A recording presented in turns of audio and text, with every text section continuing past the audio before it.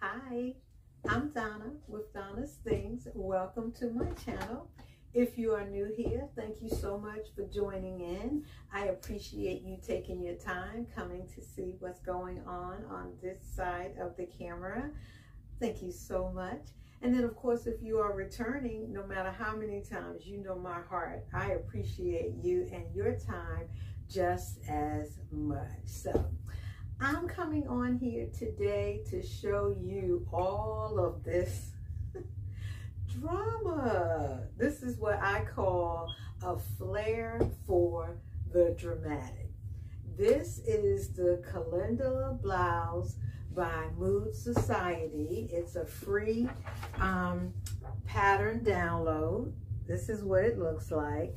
I had said that I was going to make this because this is the blouse that they featured with that high-waisted button front suspender sailor pant that I made, and this is it.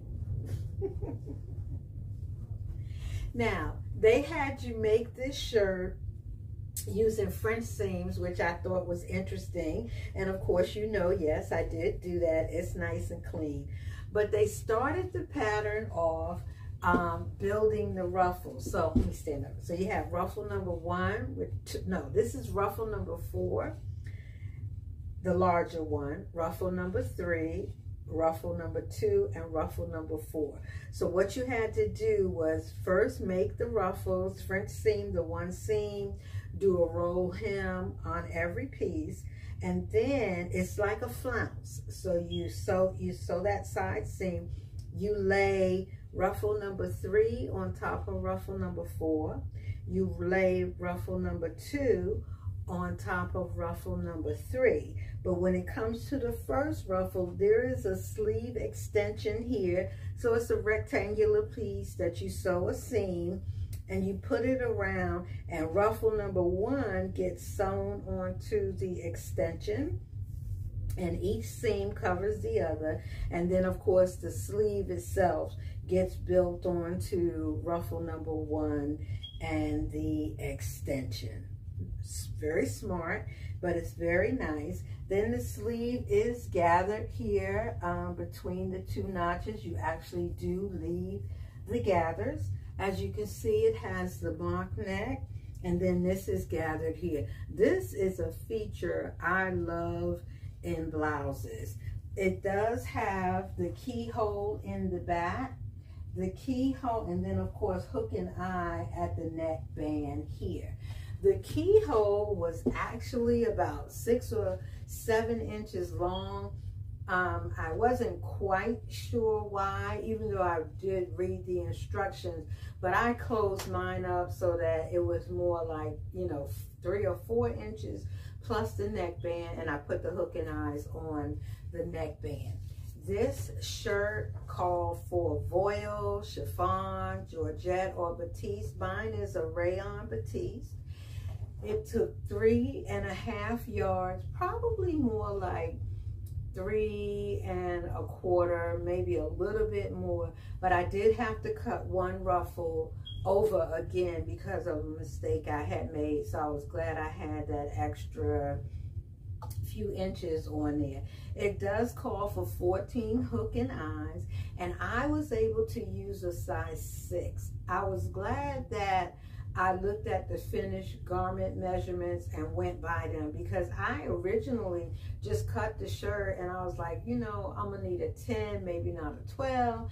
But then I said, Donna, stop doing that. So I looked at the finished garment measurements, and I did have to go back and recut, and I cut the size 6, and I think I have plenty, there's plenty of room in the size 6. So like I said, the French seams on it on side and everything. You had to build the ruffled sleeves first.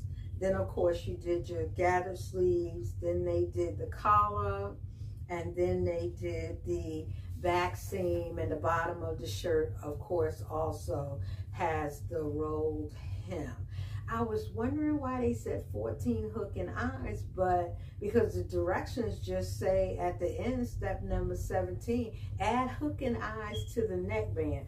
Well, of course, you can't get 14 hook and eyes on this neckband, so they must want the hook and eyes to go all the way down that long keyhole.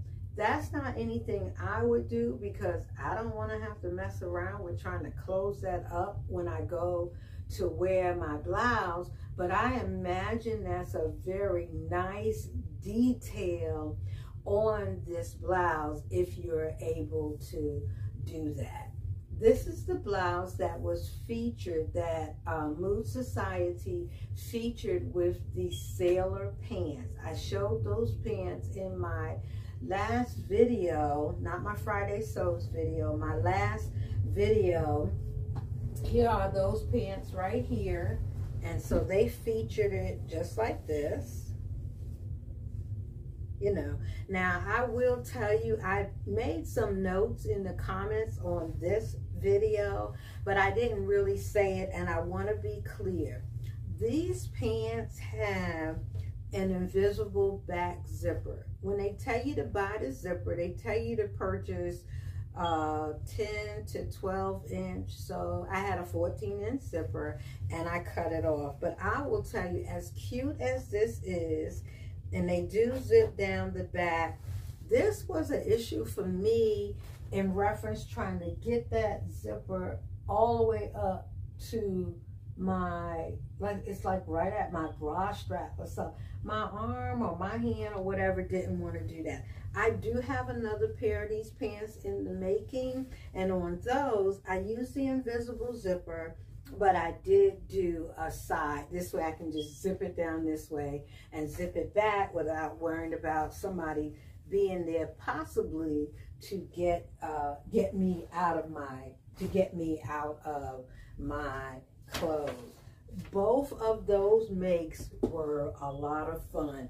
I am in the process of making those pants again, and I will definitely make this shirt.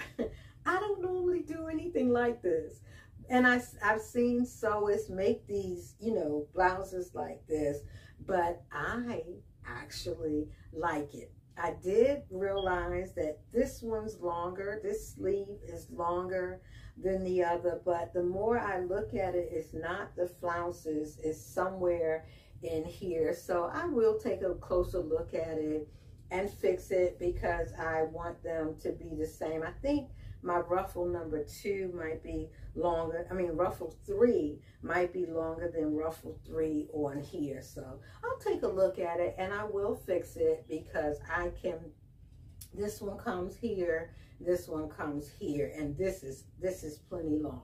So I've never worn anything like this, but I like it now, which means yes, I will make it again. The next time I make it, I'll do the keyhole the same way I did, but I'm going to eliminate the mock neck and just let it be a round neck. I might put a 1/4 inch band, or I might just do facings. I'm not really sure. And even though it doesn't list knit, I think I'm going to use a really nice, it gotta be lightweight, but something that doesn't stretch too much. Even though I'll still put the keyhole, I'd like to see it in a knit. I have a blouse similar to this one out of like a ponte knit, and that's the one I modeled with the sailor pants the first time.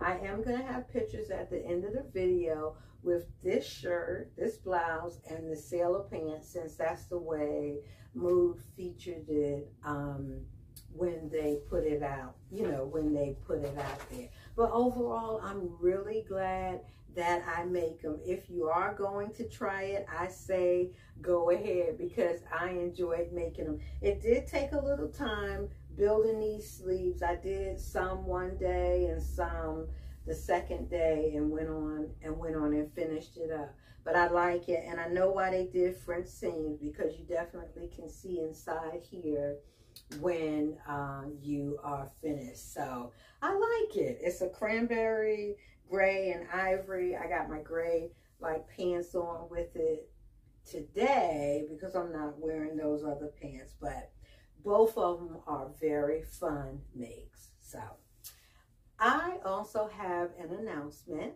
I will be, let's see, March 1st will be my 1-year anniversary for having this YouTube channel. And I decided that I'd like to do a little celebration. And that celebration is I want to do, or I will be doing, a Q&A, a question and answer period, but I'm going to do it on Zoom.